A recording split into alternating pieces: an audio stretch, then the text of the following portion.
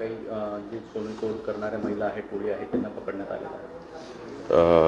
मागची महिना 28 जानेवारी रोजी अंदाजे दुपारी 3 वाजता शेनीपेठ पोलीस स्टेशन हद्दीमध्ये सराफा बाजारमध्ये गोयल ज्वेलर्स या दुकानामध्ये 2 महिला बुरका घालून त्या दुकानात गेल्या होत्या.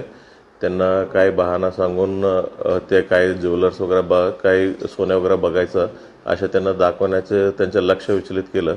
लक्ष विचलित करून 2 महिलांपैकी एक महिला जे ओनरचं गाला असतात त्या गालामधूनच त्यांनी 20 ग्राम वजनाचं काही सोन्याच्या दागिनी चोरी करून त्या जागावरून पळून गेले होते.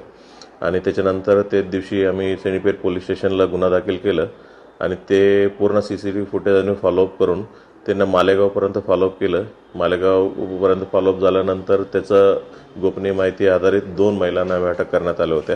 दोन्ही महिलांचं नाव आहे इरफाना बानो अल्लाह बख्श शेख वय 44 वर्ष राहणारे मालेगाव आणि दुसरा महिलांचं नाव आहे सईदा रहमतुल्ला अन्सारी वय 44 वर्ष. दोन्ही महिलांना अटक करून त्याच्याकडं जे काही 20 ग्रामचं सोने होते ते पूर्णपणे जप्त करण्यात आलेलं आहे. आणि ही जे महिलांचं जुने गुन्हे भरपूर दाखल आहेत. म्हणजे आतापर्यंत आमचं शोधल्यावर यावल पोलीस स्टेशनमध्ये गुन्हे दाखल आहेत. Azadnagar Malegaon, Khalapuri gate Amravati, Sakri police station Dhule, Chikhli police station Buldhana, Pimpalner police station Dhule, Shegaon railway असं गुन्ह्याचं माहिती आतापर्यंत आमचं रेकॉर्डवर सापडलेलं आहे. ही हिस्ट्री शीटर्स आहे.